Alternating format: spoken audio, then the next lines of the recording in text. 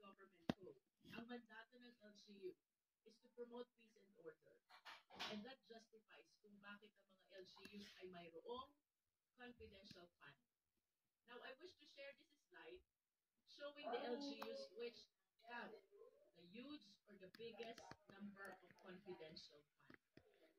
This is representing year 2022. Davao City has 460 million. Ayan po, magpaplansya-plansya na naman po tayo. Samahan niyo po ako mga kapatid, tayo po ay magpaplansya-plansya. Ayan po. Ayan, samahan niyo po ako mga kapatid. Nakakapagtaka lang po kung bakit nalampasan pa ng Davao. Bakit kasi Ang City of Manila, ang Makati, ang Quezon City. Kasi dapat nakaganyan. Kasi natatapon dyan. Kaya nalihuli na lagi sa likod dyan. Maglansya na ako. The confidential fund. Kasi pag dyan, nahuhulog. For City of Kaya Manila, malikot ako magplansya. it almost Kaya ako tripled nilalagay sa likod ko. Nakatayo. the confidential fund. Ang Cebu City po was way left behind because it is only 7.38. So I just want to state for the record the huge disparity of the confidential fund of the Davao City as compared with the other LGUs. We have on the screen Cebu City, 7.38, City of Manila, 120 million, Makati City, 240 million, Quezon City, 75 million, while Davao, it skyrocketed to 460 million. If we request the Secretary to please flash the fourth slide. This is the history of confidential fund of Davao City. Laging 416 million. It is 144 million. 2017, it is 294. 2018, it's 420. 2019, it is 460. 2019 up to 2022, it is 460 million. I just wish to state for the record, Mr. Chair, that while we acknowledge that the LGU is entitled to confidential fund because under Section 16 of the Local Government Code, bahagi po ng mandato nila is the promotion of peace and order. I just wish to state for the record that during this time, 2018 to 2022, the mayor of Davao City, I believe, is no less than the vice president. And I wish to state for the record as well that the confidential fund that we're discussing about the OVP last quarter of 2022 and the first 3 quarters of 2023, the one it disposed of is no less than our vice president as well. Ito ba yung planchang ginagamit natin? O yung isa? Wala na iba. Yan lang yan. Dalawa yung nandiyan kasi. Baka nagkamali ng tinago yung isa. Wala kasi nag-iagamit mula nung bumalik tayo. Kasi isa lang yan nandito. Mayroong isa nandun. Nakatabi yung ginagamit. Emphasize that it is addressing a very important reason, and that is the promotion of peace and order, conduct of surveillance activities, including matters concerning national security.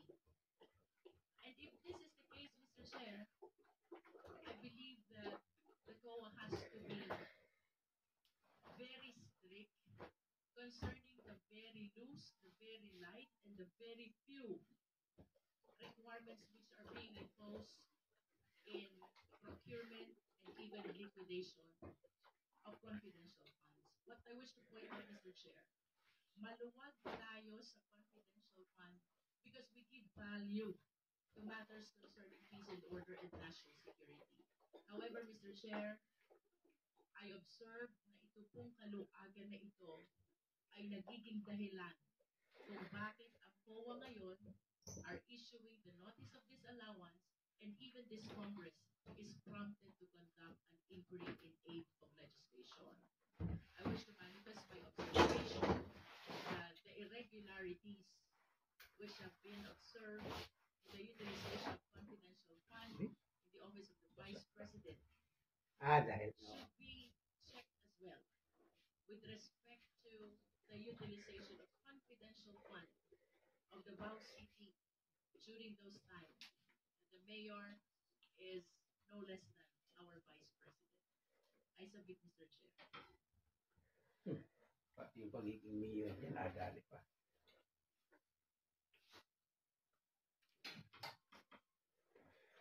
Tapos nanalo pa naging vice president. Siyempre, hindi naman Bulgar yan noon. Ang nakaupo ang tatay niya eh. Lihim naman yan.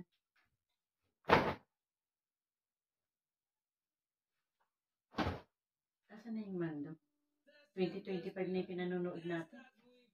Presentamos Ida Labs con 5 hojas super afiladas para conseguir un afeitado con menos irritación y una suavidad y apurado excepcionales que tu piel agradecerá. Sí.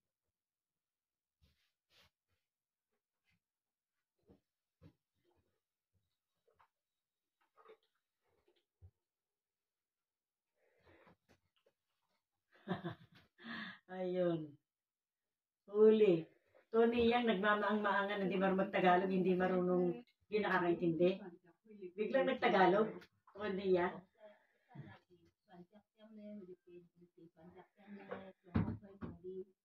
Din Tiongkok masih uhat ng yakot latte ito hindi ka na usin Tiongkok kan nasi Philippines masa ikan nasi Philippines so hindi musi ang tayo so hindi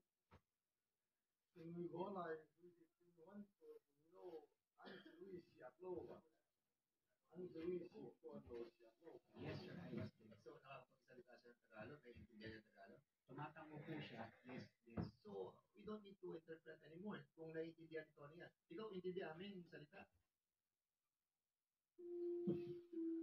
Intindihan amin yung salita. Tony Young,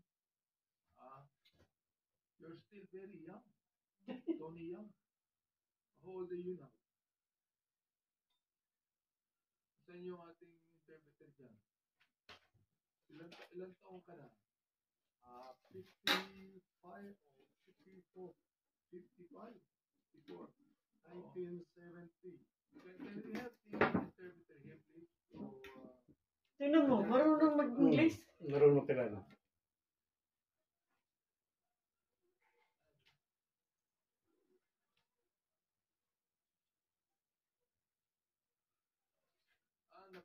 na-explain na rin yung contact niya. She went out. Pero naiintindihan mo ba yung sinasabi ko? Konti lang. No, konti lang. No? Ito. Ako lang yung isa.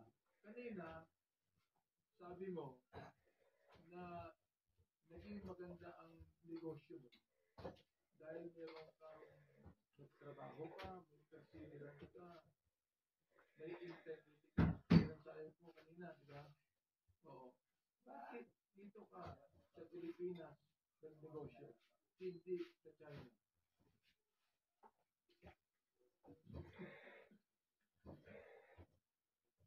Nasagot ka, Bisaya? Nasagot ka, Bisaya? Si Alice ko, pwede makatulong. Can you help? Okay. Ang tanong ko ganito, bakit, sabi niya kasi, kaya gumanda ang kanyang negosyo nito because of hard work, perseverance, and integrity. Ngayon, tanong ko ganito, bakit yan ang negosyo sa Pilipinas, hindi si China?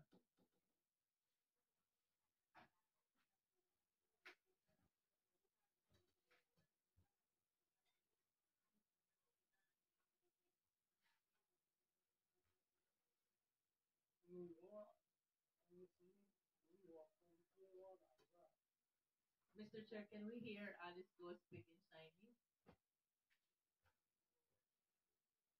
Please use the microphone.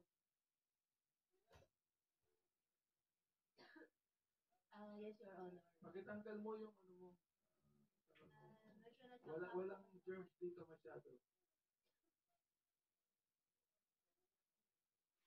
Okay, can we hear the answer, please? Ano, can you speak in Chinese? sige po ingon masa di ka natin Philippines so hindi musi ang tayo so hindi Then we go live.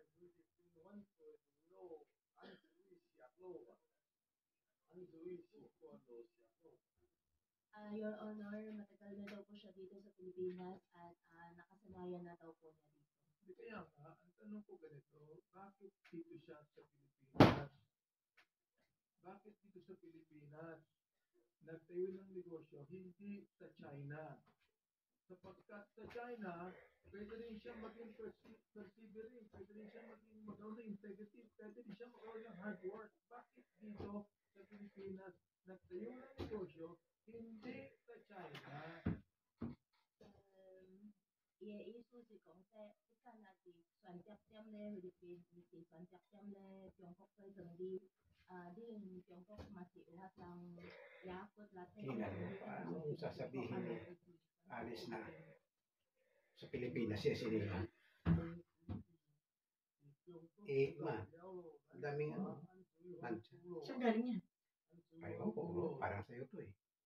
Kaya ka mancha-mancha ng ganyan.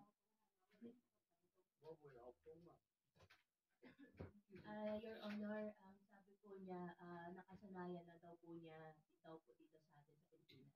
Hindi naman siya Pilipino. Tama ba yun? Iba yung Filipino-Chinese. Hindi naman siya Filipino-Chinese siya. Hindi siya naging Filipino-Chinese.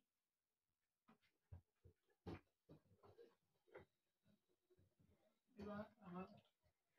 Yes, Mr. Chair. Pakitanong nga siya. Ibang pwede si dito, si Philippine lang, di si Jungkook lang. Tinatakpan yung bibig. Parang gago. ¿Sabes? Por supuesto. Esto se me quedó olvidado de los tiempos en Alemania. La radio, para cuando no haya mucha cobertura, el saco. Kaya sila, was in my own, and we want to go. What I told him, and he will live in Aloha. Ano sabi? Hindi na kayo. Ano yung kasi ko eh? 这是直接问你说是为什么你选择菲律宾为是大陆？ Inuy Philippine siwe Pilipinas Aloha. Ang Aloha. Inuy Philippine.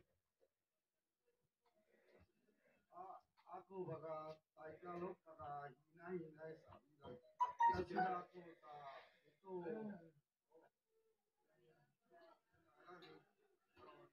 Mr. Chairman. Nagtagalog na eh. Mr.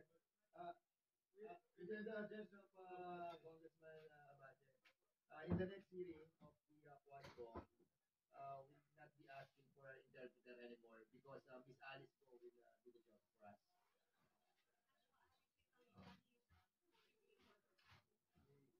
Okay. Yes, can we have the answer, please?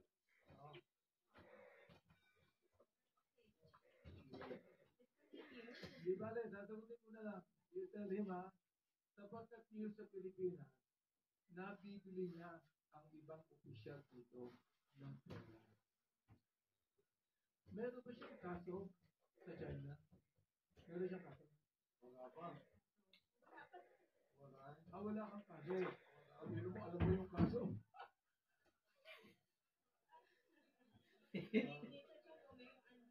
Naiiwa.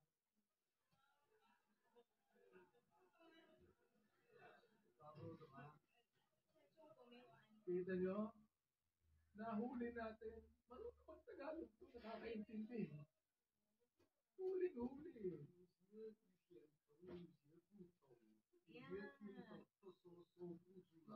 Yeah, sometimes I understand, sometimes I don't, and sometimes I can Yes. express. Oo. Sabi niya wala siyang kaso sa China. Correct. Pero dito may kaso na siya. 但是你在这里有案件，你在这里菲律宾有案件。Anong case daw po? Anong kaso daw po? Teka, pakisabi nga, Mr. Casio, yung kaso niya, immigration law, pakisabi. Misrepresentation. So he is now dubbed and he is alleged to be an undesirable alien. 就是不接受不欢迎的外国人。你在菲律宾不受欢迎的外国人。 Oh. Can you imagine that you have been an undesirable alien for 25 years, but you are able to put up a big business in this country? Niloloko mo kami mga Pilipino. Yun ang ibig sabihin. Isabi nga sa kanya, niloloko kami mga Pilipino. Niloloko mo kami. Sabihin mo, alam niya eh. Teka, alam mo, di ba? Niloloko. Alam mo yung niloloko? Kunyari ko pa eh. Niloloko mo ko eh.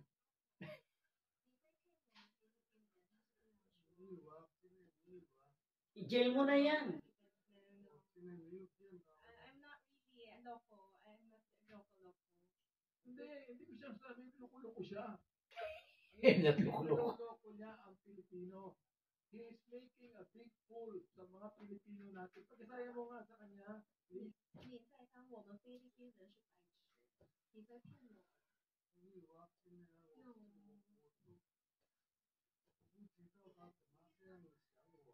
I don't know why you're thinking of me in that way. Huh? I don't know why you're thinking of me in that I don't know why you're here. 不知道为什么要讲他们说你在欺骗我们菲律宾人。 Kung ako, Mr. Chair, kukumpiskain na lang yung yaman nito at pauwi na sa China ito. Your group apprehended Tony Yang, am I right? This was a joint operation with the Bureau of Immigration, Your Honor. But during the apprehension, you were talking with Tony Yang, am I correct? Not necessarily. The Bureau of Immigration agent probably my side. So, nagkakausap sila? Narinig niyo nag-uusap sila? Yes, sir. I was there. So, nakakapagsalita siya ng Tagalog, naiintindihan niya ng Tagalog? Tumatango po siya. Yes, yes. So, we don't need to interpret anymore kung naiintindihan ni Tony Yang. Ikaw, intindihan amin yung salita.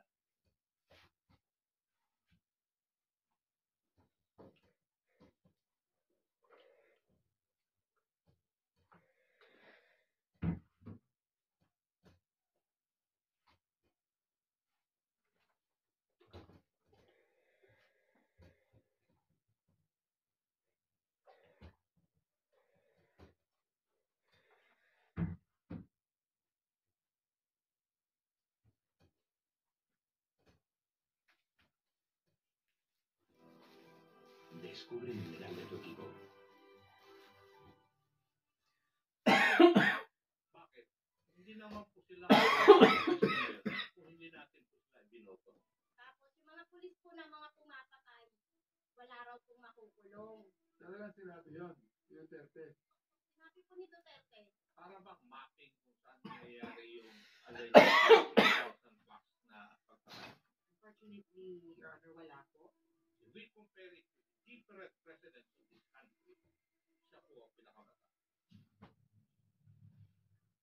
I was intrigued by the statements of Sister Leonor. Totoo po yung sinabi niya. That during that time, when kumbaga, ito yung pinakamalaking issue, we remained silent. Tanggapin na po natin yun. Totoo naman eh. Kung totoo, aminin po natin. But sister, siguro, tumahimik ang mga tao, lahat po, dalawang bagay lang po yun eh, sa aking analysis. Number one, it's because of fear. The other reason is because of the approval of certain sectors of society. May I explain? Yung approval ng certain sectors of society, sinasabi noon ng mga tao na nasa barangay, tumahimik yung lugar nila. Nakakalakad na po yung anak nila, nakaka-uwi kahit sa gabi na naglalakad. So, merong approval ng ibang sektor ng ating society noong panahon na yun. And maybe ito po yung mga rason kung bakit may katahimikan. Because of these two reasons. Yun lang po ang aking analysis. Kasi, I think it was on my last term, last 3 years ago, sa first run ko, sa Congress nung nangyari ito. Hindi rin po natin masasabi na kasalanan ng mga leaders natin. Sister, kasalanan po natin eh. Bakit? Hindi naman po sila maupo sa pwesto na yun kung hindi natin po sila binoto. Oo nga naman. Di po ba? Kaso, hindi mo na nga ibinoto, nanalo naman. Kasi nga sa Pandaraya. We are a democratic country where the majority rules. Di po ba? Kahit hindi natin siya binoto, pero siya po ang nanalo. And we are a democracy. Majority rules. So, these people came into power and their policies were the ones implemented. So, ganun po yun ang nangyari. Now, kung titignan po natin yung ating niluklok, if we compare it to the different presidents of this country, siya po ang pinakamata. Siya daw ka na? History will Pinakabata? And up to now, if you ask the rating, meron pa rin siyang size of Pinakabata si ano? popularity.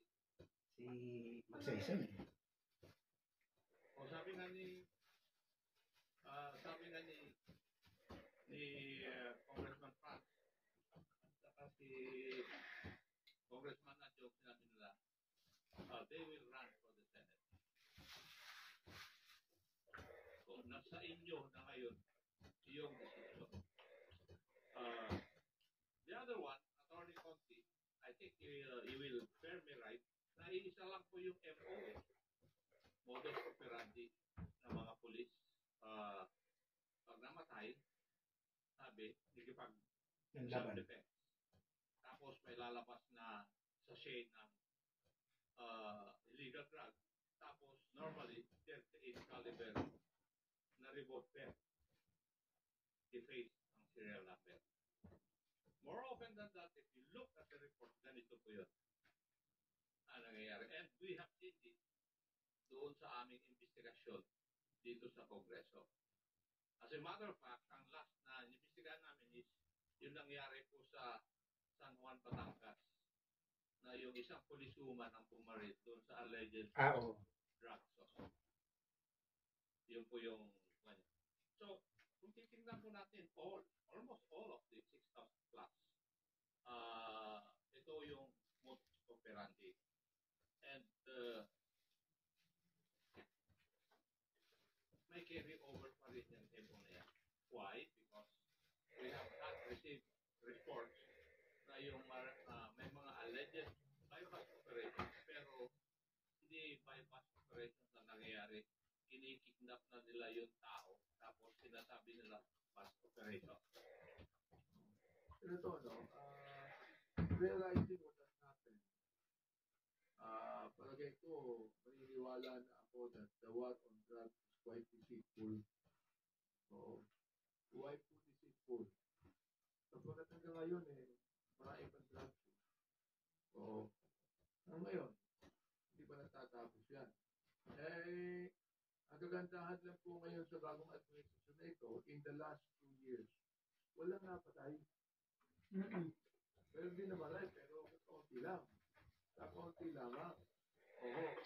At nakakuha tayo ng tunilada ng mga drugs. Sa iba't ibang lugar. Ang dami nang nakuha pero drug. Pero walang napapatay. Ng Secretary ng DILG.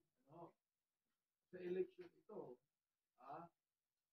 ay baka ang manalo ay susuportahan ng mga drug lords. Susuportahan ng mga gambling lords. Kaya marami mga pera yan Marami mga pera po yan ito po ang ating hearing na ito. Dahil lang na sinabi ko ng Congressman ako na maganda pa rin ang rating ng former president. Maaaring maging unpopular po ito. Pero I do not even care if it is unpopular. What we care about is the truth. Pagkakasabi po ng Biblia, the truth shall set us free. Ito lang po ang pagkakataon na malaman ng taong bayan ito. Kaya, aking susuportahan sila ng Congressman ako. maganda na po tayo sa next election. Huwag nating hayaang manalo ang mga politiko na hindi naniniwala sa human rights. Oo. Kinakailangan po ang manalong politiko merong compassion sa mga Pilipino. O mga politiko na manalo ay naniniwala po sa due process of law. Hindi po kaagad kumikitil o kumapatay. Naniniwala po na ang bawat Pilipino, ano man ang kanyang kalagayan, may karapatan sa mundo ito. I hope na sana po makinig po kayo sa amin ngayon sapagkat election po next year. Ang nakakatakot yan, kapag gumapang po yung mga drug lords na yan at suportahan ang mga politiko nakakampi sa kanila at mga gambling lords sapagkat napakaraming pera niyan. Oh.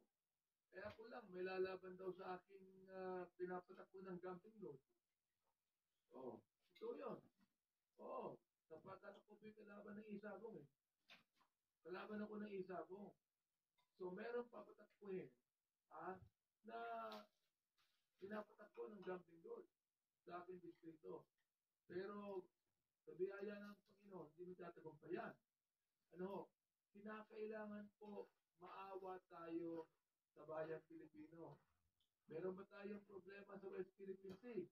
Meron akong nakitang ng PBI, mga kaibigan, na naghihirap ngayon ang mga fisherman sa Bales.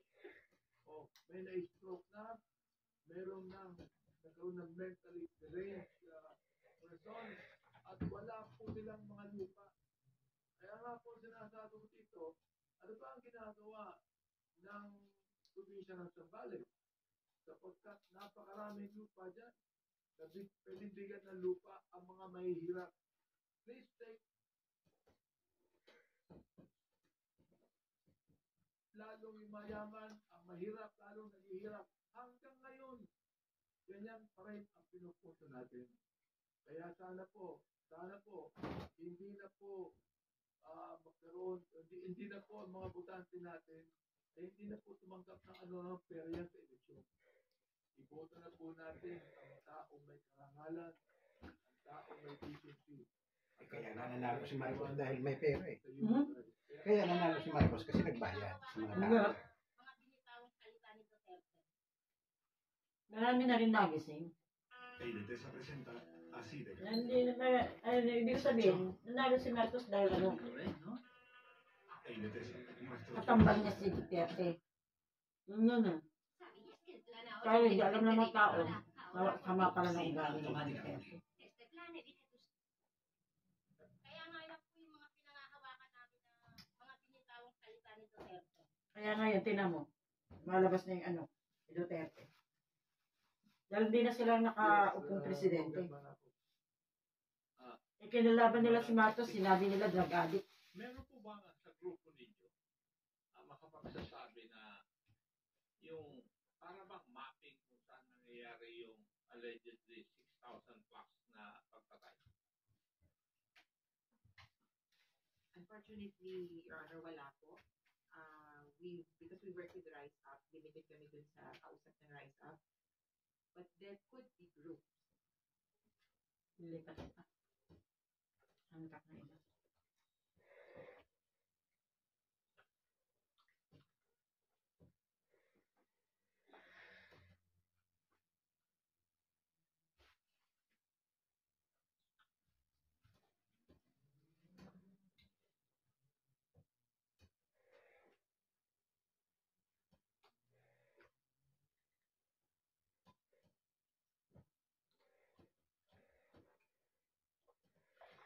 Kaso pag lumaban si Lini, wala na. Pangangailangan pang kalusugan. Tumutulong sa mga kabarangay niya. Maraming buhay ang nasasagip sa pamamagitan niya. Sama-sama tayo sa pagtulong. Tayo ang lingkod, tayo ang kapamilya.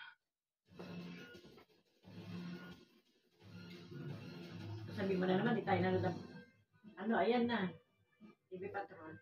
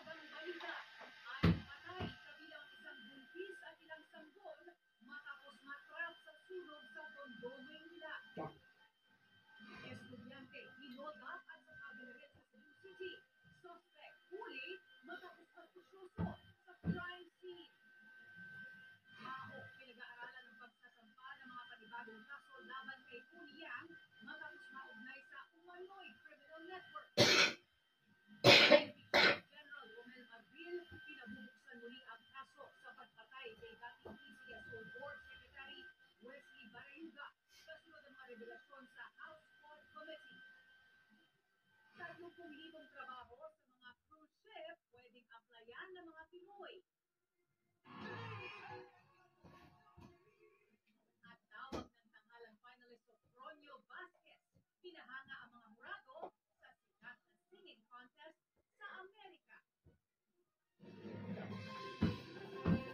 Kapamilya, isa pong tragedyang dulot ng nag-init at pumutok na bumbilya.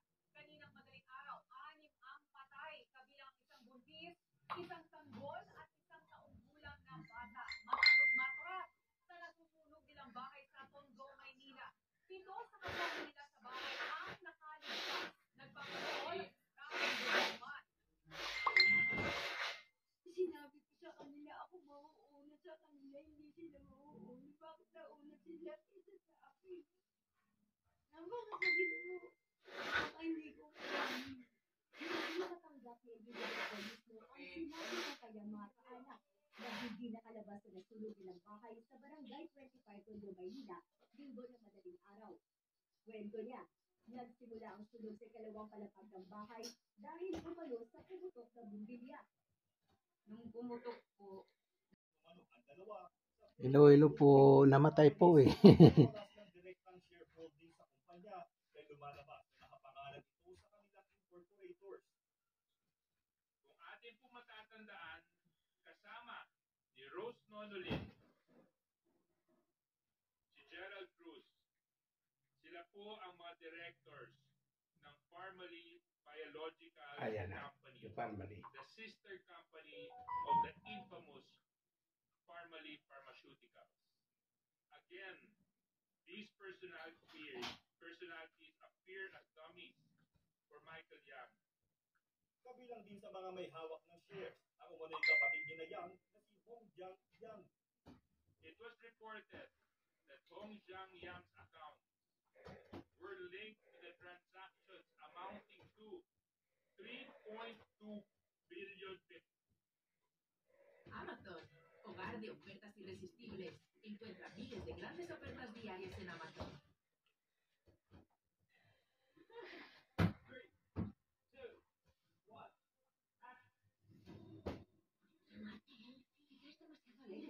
Esto puede sanarme. Pero si te pasaste, no discutamos. There's a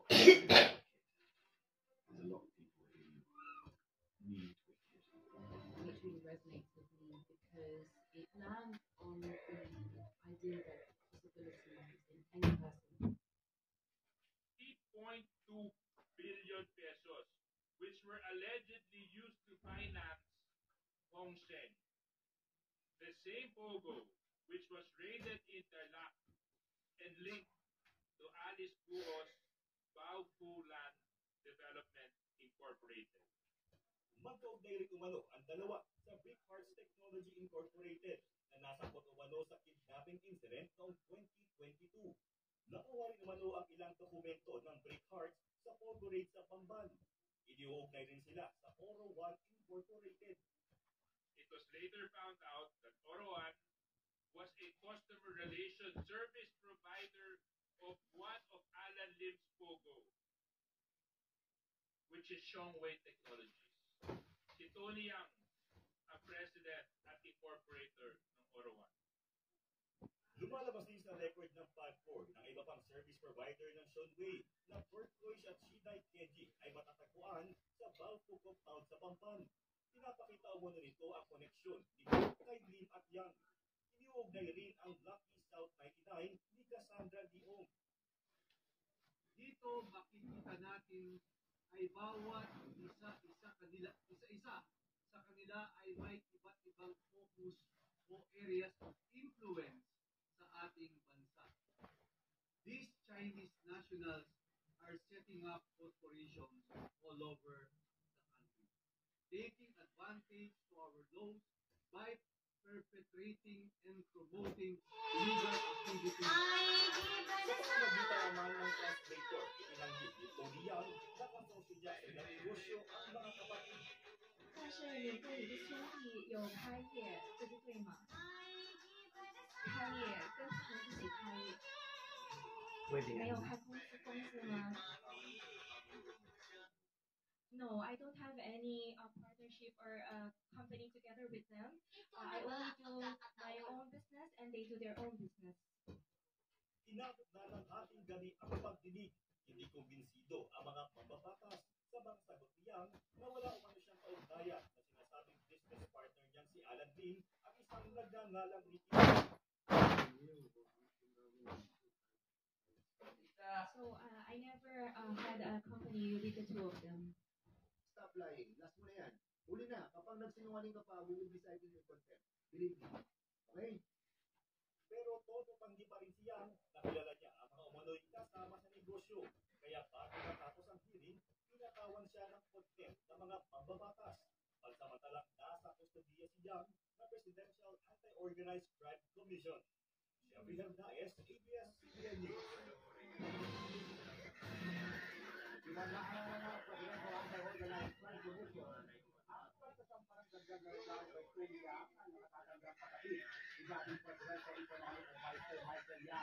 Kabilang dito ang reclaiming illegal use of alias at money laundering. Bunga ito ng mga napulgar na elektroniya sa ilang kanyang hinalang negosyo sa Cagayan de City.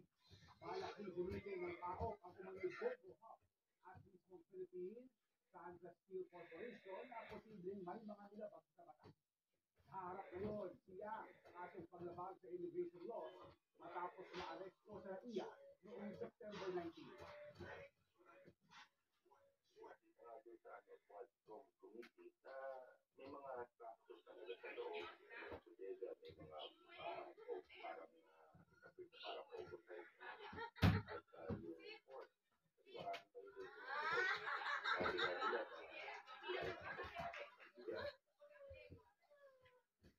ayon naman sa abogado ni Tony Yang sa Attorney Raymond Fortune, hindi natanggap-tanggap ang mga naging asal ng mga mambabatas sa Quad Committee hearing na anyay umaatang sa nausig at net. Kaya anong puwag sa maraming bansang ganitong pang-digitip. Interesado rin anya siya kung paanong patutunayan ng mga mambabatas ang inilatag na criminal network sa korte. Pumanong na po sa edad na 73 ang OPM legend at folk singer na si Corita. Ayon kay Dr. Digna Santos, nakababatang kapatid ng partner ni Corita, pumanong si Corita sa kanilang bahay sa Tagaytay City, Biyernes ng gabi. Ayon kay Santos, Lunes nang magsimulang mag-deteriorate ang kalusugan ni Corita. Nahirapan siyang huminga at mahina rin ang kanyang pulso. Sa inisyal na assessment, maaaring komplikasyon dahil sa pneumonia na nagpalala sa kanyang pre-existing health conditions ang dahilan ng kanyang pagpanaw. Agad ding pinakremate ang labi ng singer. Magkakaroon ng viewing simula sa hapon ng October 5 hanggang sa umaga ng October 6. Si Corita ang umawit ng mga iconic songs gaya ng Oras Na, Lolo Jose at Sierra Madre. Taos-puso pong nakikiramay ang ABS-CBN News sa mga mahal sa buhay ni Corita.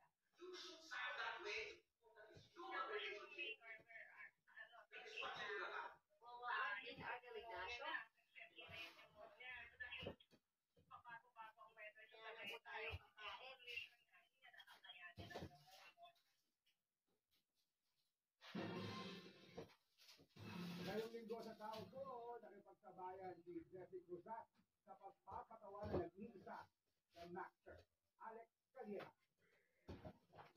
Umabot ko ang pagkinato ng blouse niya.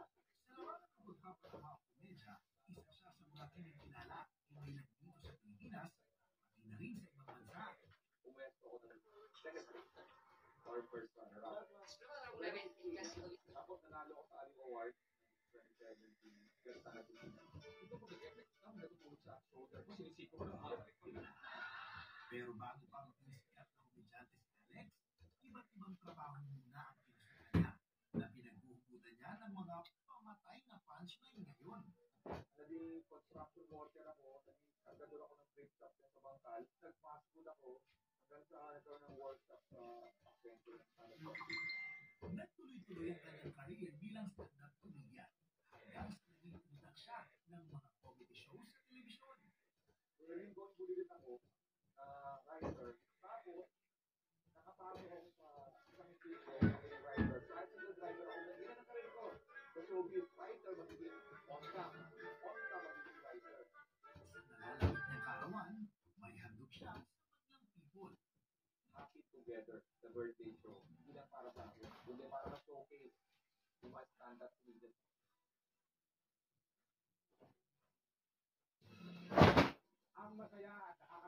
kwentuhan kasama si Alex Calleja na tao po ngayong linggo 6:30 ng gabi sa E2D Kapamilya Channel at Kapamilya Online Live. Mag-ama na lunos sa Ilocos Sur sa kasagsagan ng mga pagulan dala ng bagyong Julian. At hanap mo ba'y trabaho? Mga pwedeng applyan sa cruise ship, alamin sa pagbabalik ng TV Patrol Weekend.